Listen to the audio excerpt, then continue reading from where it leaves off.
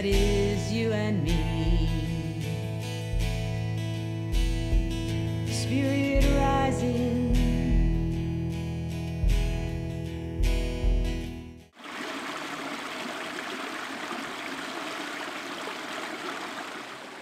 The ministry training that I went through is really a culmination of all the experiences that I've had over the years on these pilgrimages to Wounded Knee and Auschwitz, and also working very closely with Indigenous elders from many different cultures.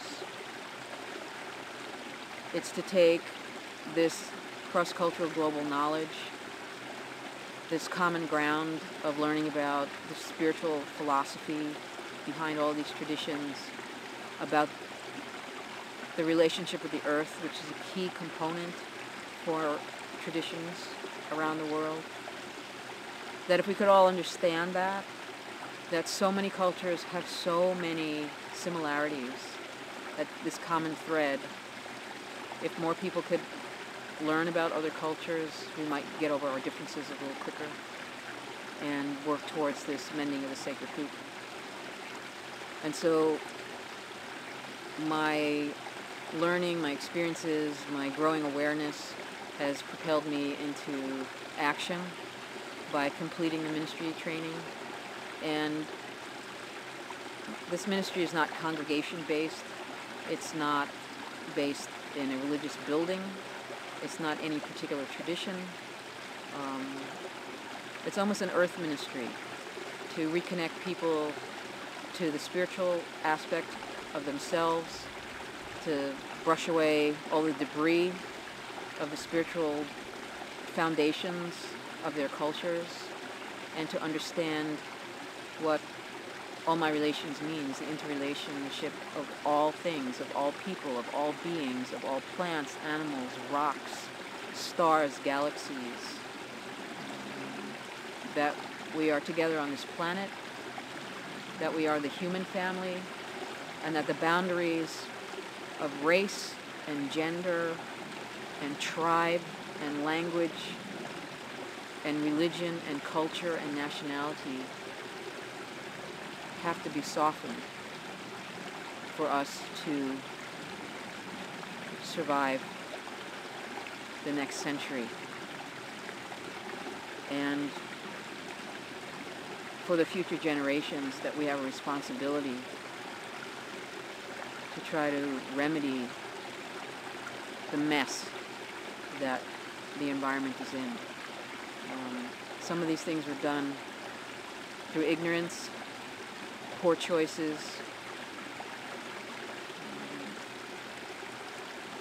incorrect priorities, so that if spiritual leaders and industry and government leaders and the common people could come together for the sake of the survival of all of us, that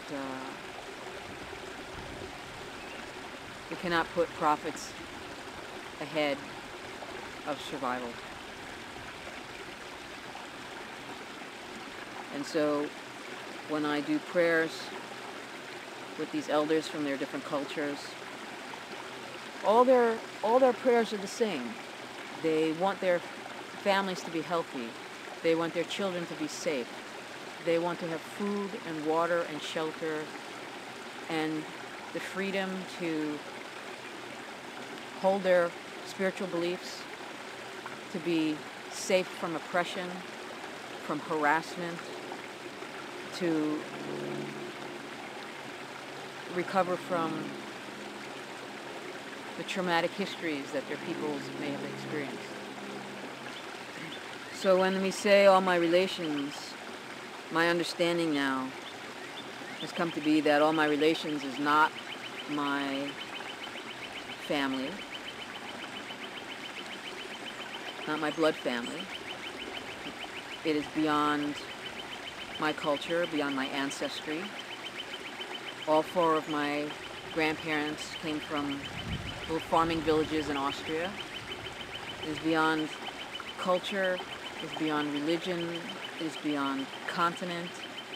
It goes back to planetary awareness, which humanity has been separated from for far too long. And so I move forward with my ministry to kind of share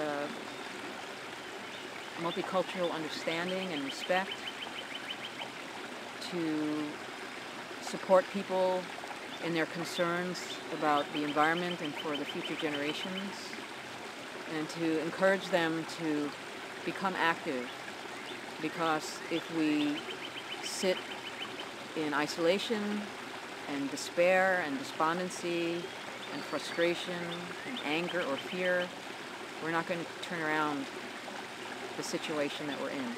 That only comes from taking action by becoming active locally in your community with environmental projects, mentoring young people, connecting with elders, finding out their stories, bringing the generations together. Our generations are even separated by our social structures. We have people warehoused in nursing homes, and we have young people sequestered in schools, and rarely do the two come together.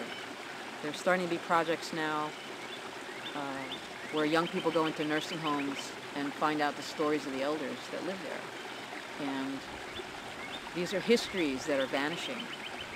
And, you know, because of the difficulties in history of wars and environmental, economic, political, religious upheavals, people have scattered, they've left their homelands, and we have lost generations of knowledge of ecosystems because people have moved to new lands, and also the understanding of what is a sacred place to the culture that was there before the arrival of new people.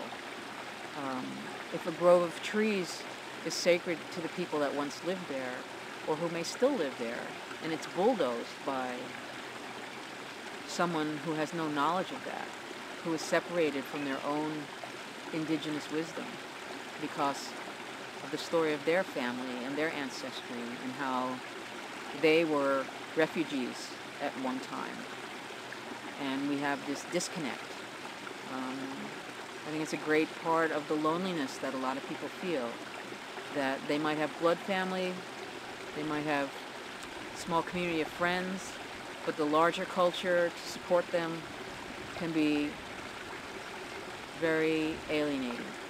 And so this longing to reconnect to community, to friends and family, the larger community, and the culture at large, there has to be a great retooling of how we're living, because it's not working. And it's wreaked havoc for the generations that are following us.